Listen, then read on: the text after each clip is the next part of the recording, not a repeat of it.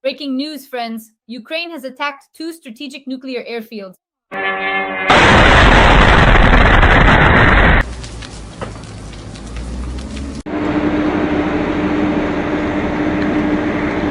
These are the bases where the strategic nuclear bombers Engels and Diaghilevo are located. The oil depot was bombed.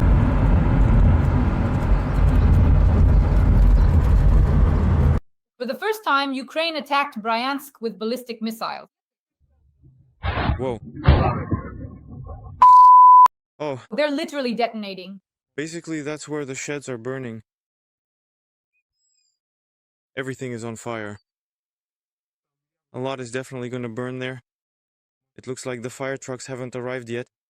I wish they'd get here soon. This was a powerful special operation by the Security Service of Ukraine and other Ukrainian intelligence agencies. These were the command posts for the Iskander ballistic missiles in the Bryansk region.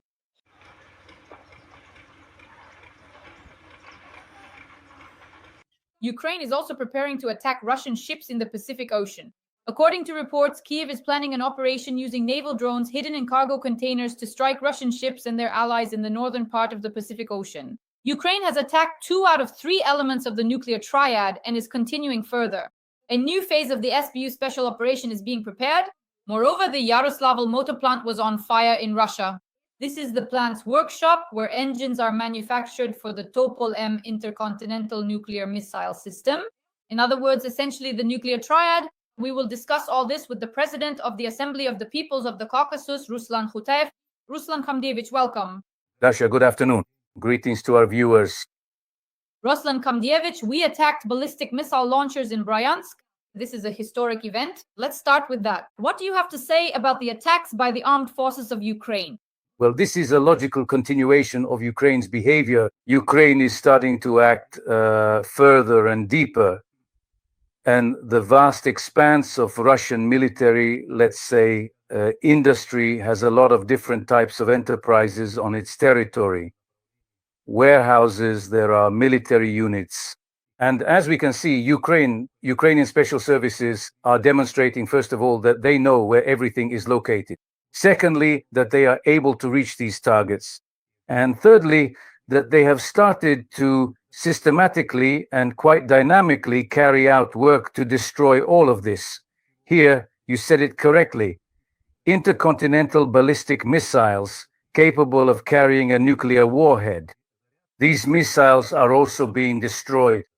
And here, I think it's appropriate to remind our viewers that yesterday, when Russia was actually preparing to deliver a heavy, powerful strike against Ukraine, Ukrainian intelligence detected the activity of these very Iskander launchers. It is known for certain that 1 Iskander launcher was destroyed and 2 were damaged. So these 6 missiles, which were, in fact, as we can reasonably assume, specifically aimed at some important administrative buildings in Kyiv, were effectively destroyed. So the beginning of this treacherous plan of Putin's was thwarted. And of course, after that, they lost the momentum that could have inspired the so-called Russian orcs, as well as President Vladimir Putin himself and the members of his inner circle. This loss of momentum, which had been building up over time, meant that any potential surge in morale or renewed determination among these individuals was diminished, ultimately affecting their subsequent actions and strategies. So look here, it's very interesting how hour by hour, the Ukrainian special services are behaving more and more actively. They not only inflict damage, but even in real time, they manage to observe, gather intelligence on the actions of Russian missile systems, destroy them, and cause losses. This is a significant improvement in the skills and conduct of the Ukrainian special services, military command, and of course, those drone operators and missile crews. All of them are acting very successfully and skillfully, destroying Russian installations and the Russian military-industrial complex throughout the entire territory of Russia. Operation Web continues. The SBU attacked 2 airfields, Engels and Diaghilevo, that is 2 bases for Russia's strategic aviation, as well as an oil depot that supplies fuel to Russia's strategic nuclear aviation. At least 3 storage tanks are currently burning at the Kombinat Kristall oil products storage facility of the Russian State Reserve.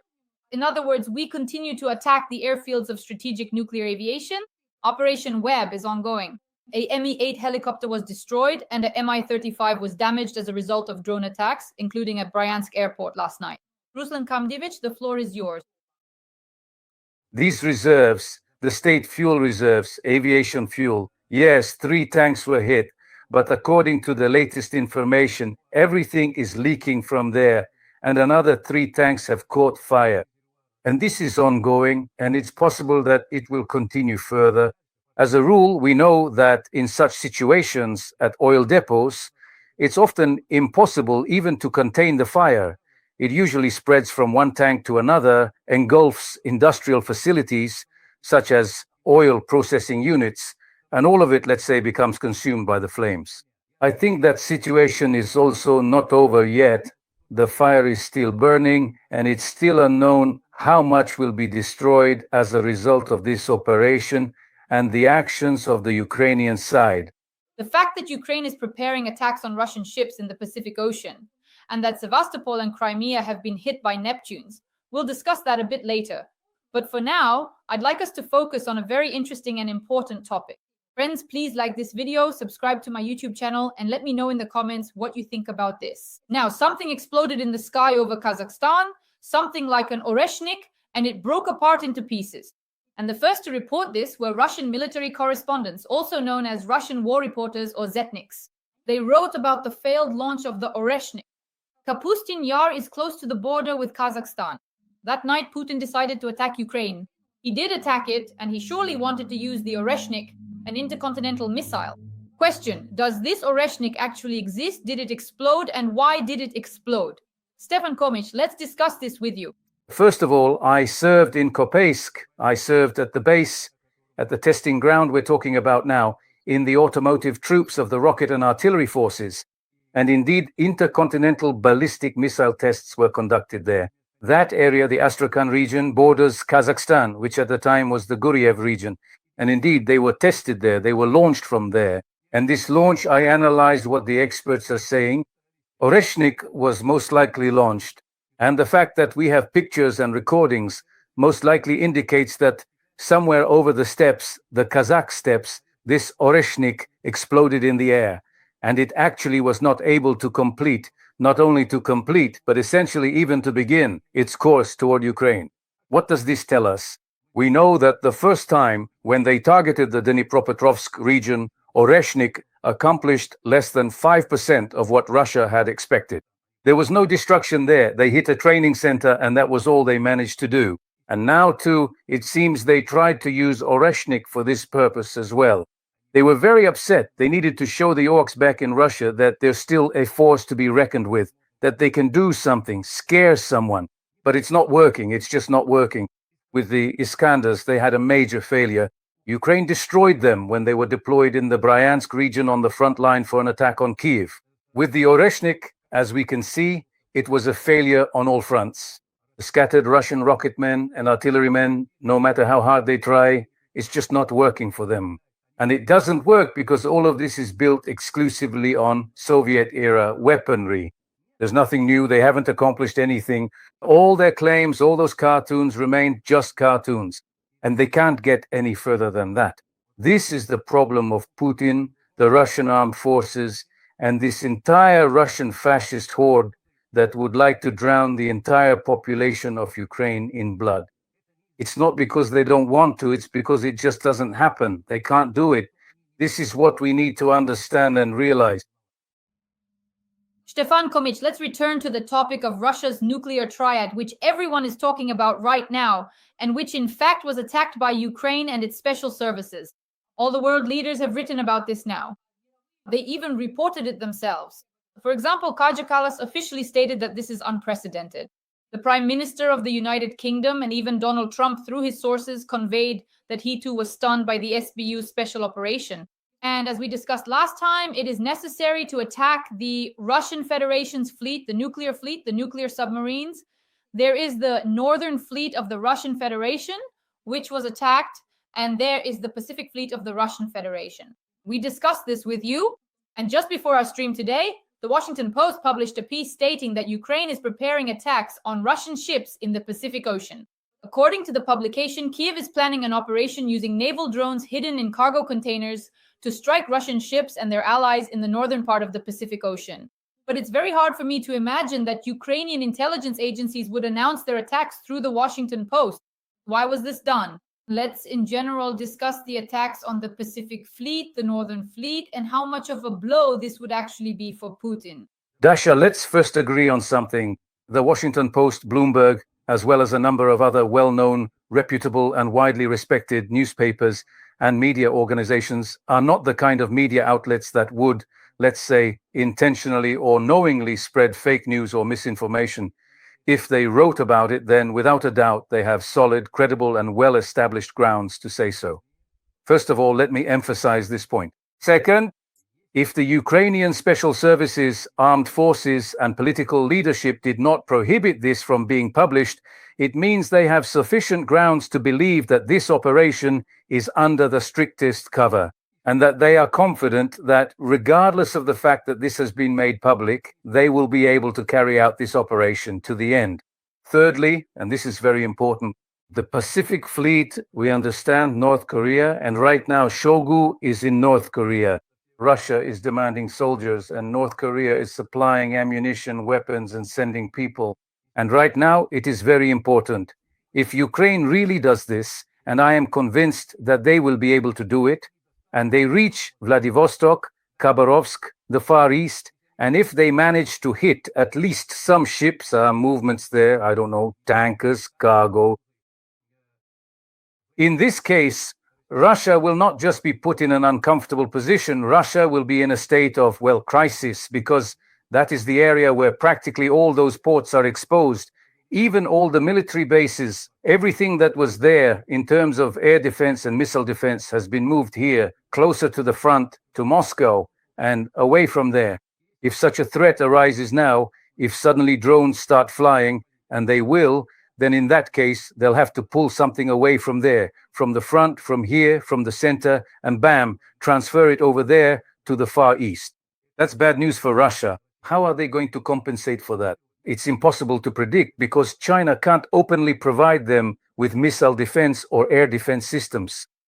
North Korea doesn't have the means to defend against such weapons.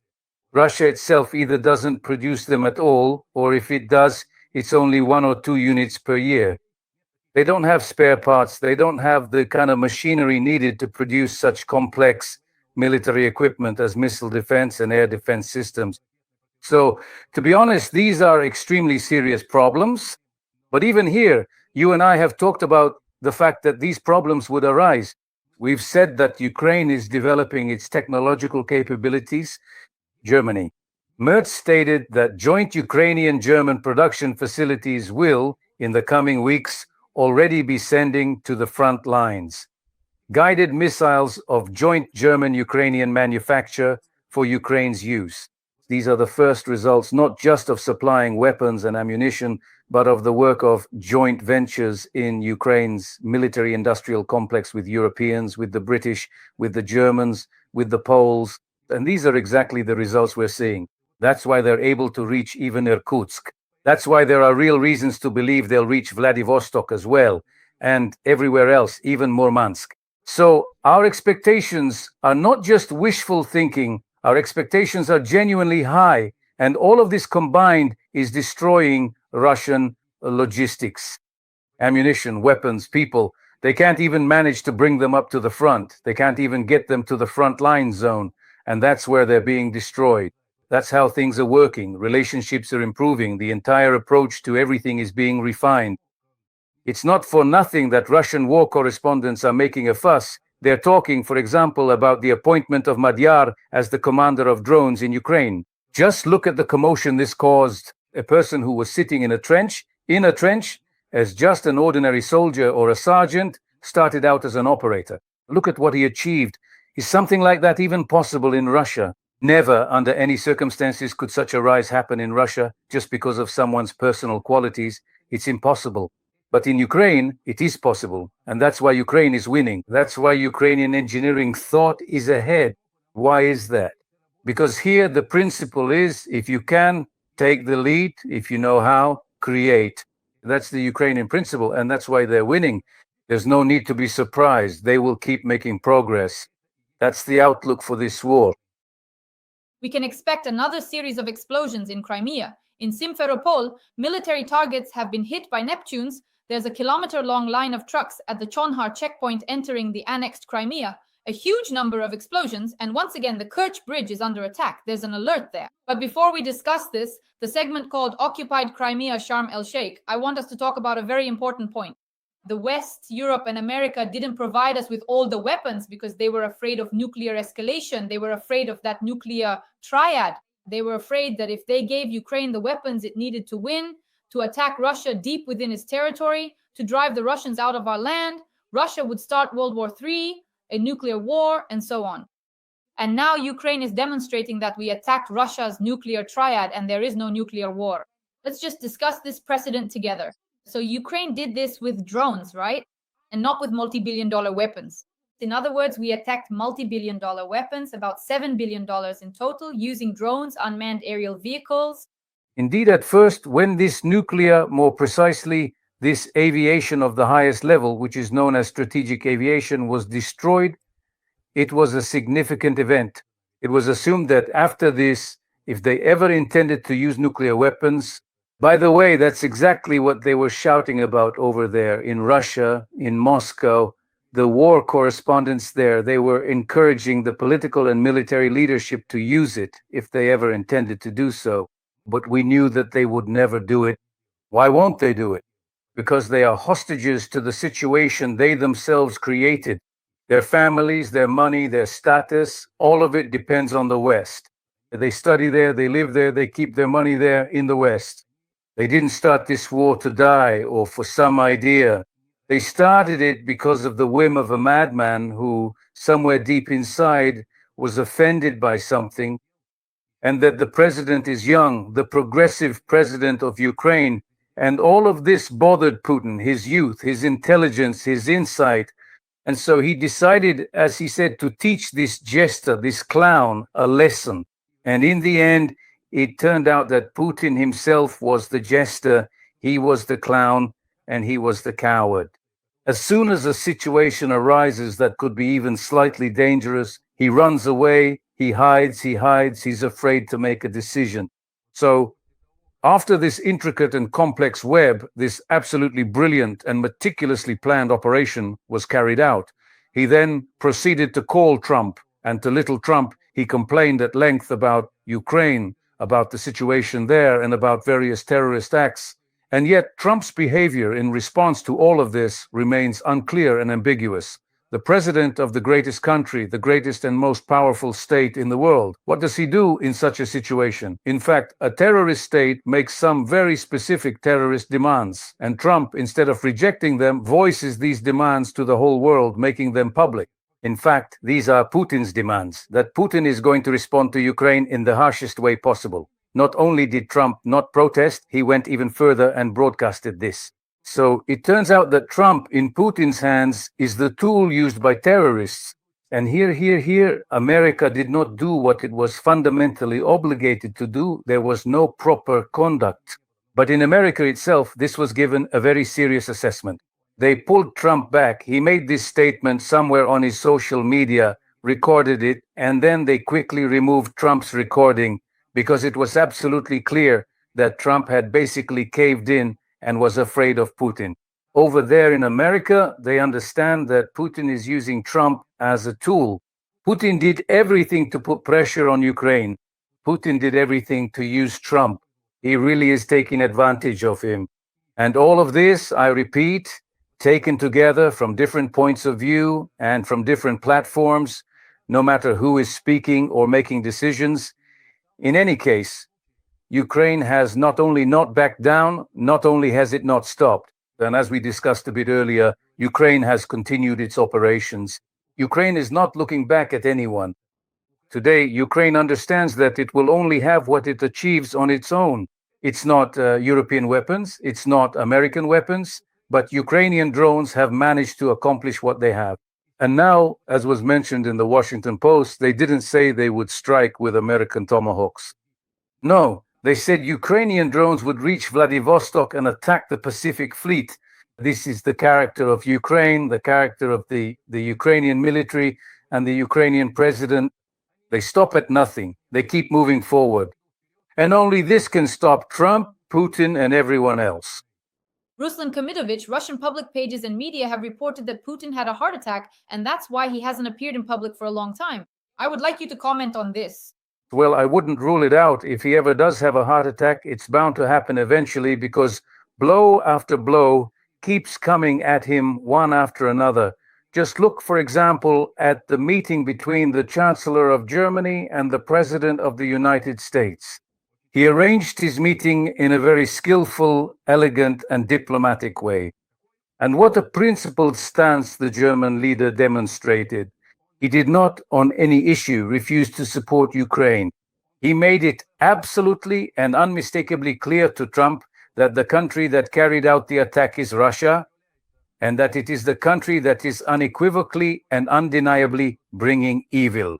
And that's why, when Ukraine is strongly supported from all sides, when Ukraine is steadily advancing on the front lines, and when Ukrainians themselves are getting even stronger, just look at how much power and how much money has been poured into Ukrainian society, just to find at least 3 people who would crow that Zelensky needs to be removed or that the war should be stopped.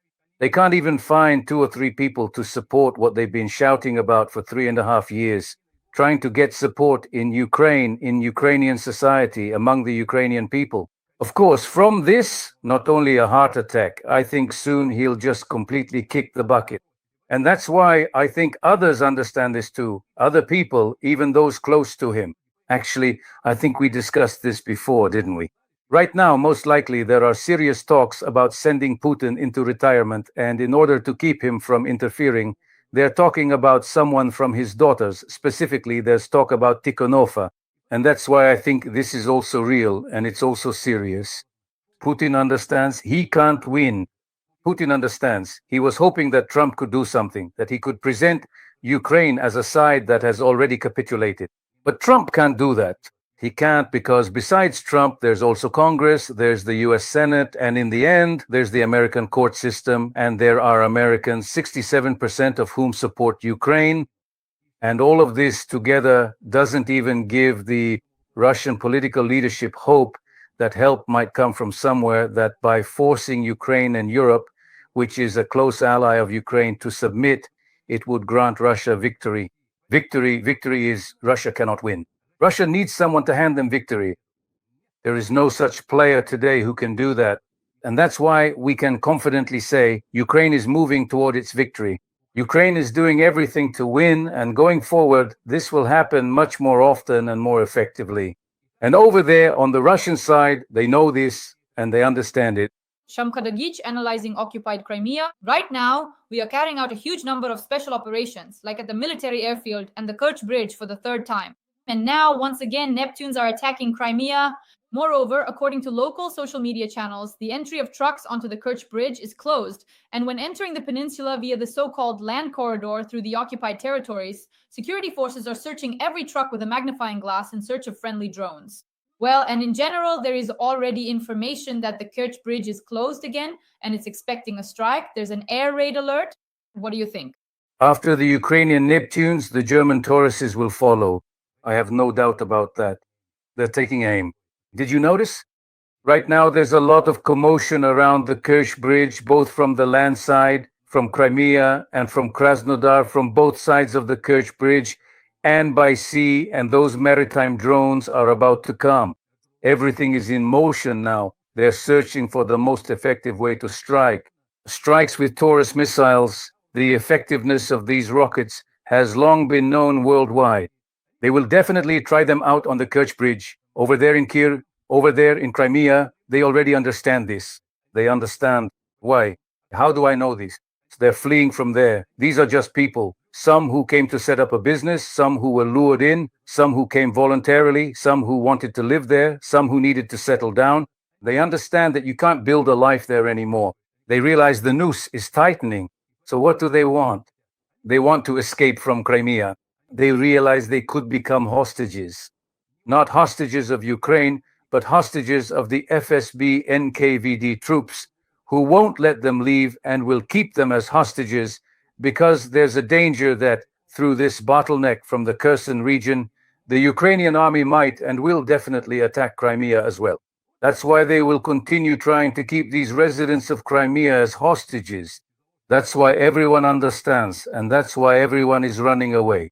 Yes, breaststroke, freestyle, however you like, leave Ukrainian Crimea immediately. A brilliant analysis by the President of the Assembly of the Peoples of the Caucasus, Ruslan Kutayev. Dear friends, please like this video and subscribe to my YouTube channel. Write a few kind words in the comments to support Ukraine and the armed forces of Ukraine. Because we are working for an audience all over the world so that they know the truth about Russian aggression. That's why every like, every comment, and every subscription from you is priceless. Thank you. Thank you very much. As always, see you soon. See you soon. Dear friends, please support Dasha and her channel. You will hear good news from this channel many more times. All the best. Take care.